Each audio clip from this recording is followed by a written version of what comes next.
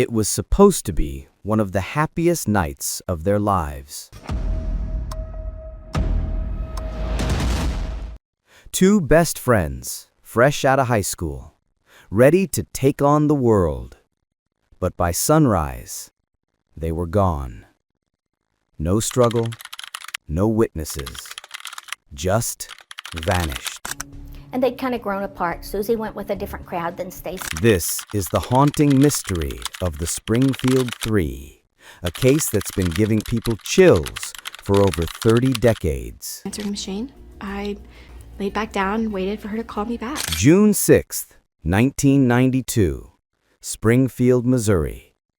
Suzie Streeter and Stacy McCall had just graduated high school. They spent the night hopping between graduation parties, celebrating with friends. It was a night full of laughter, hugs, and future plans. But what happened after that night, no one can explain. After the parties, around 2 a.m., the girls decided to crash at Suzie's mom's house, 1717 East Delmar Street. Suzie's mom, Sherrill Levitt, a 47-year-old hairdresser, was already home. They never made it anywhere else after that, because by the next morning, all three were gone. Either she'd already made up her bed, or she hadn't gone to bed. When friends came over around 9 a.m. to make plans for a trip to the water park, the house looked totally normal. Too normal. Outside, all three cars were still parked. Inside, their purses, cash, credit cards, and car keys were sitting right there. The family dog was alive and fine, wagging his tail like nothing happened. The only thing out of place was a broken glass globe from the porch light, lying shattered on the ground.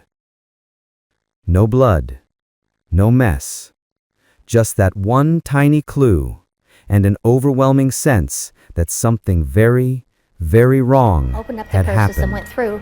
That's when we found out that Sherrill Springfield police were called later that day, but by then, the scene had already been trampled by worried friends and family. They didn't mean to mess things up, they were just scared. But their presence may have wiped away crucial evidence. The cops brought in dogs, helicopters, and even cadaver searches. But nothing. It was like these three women had evaporated from their own home. emergency, and I thought they were going to come back any minute. I thought they were going to come back in that Detectives started digging into leads, and one name kept popping up: Robert Craig Cox.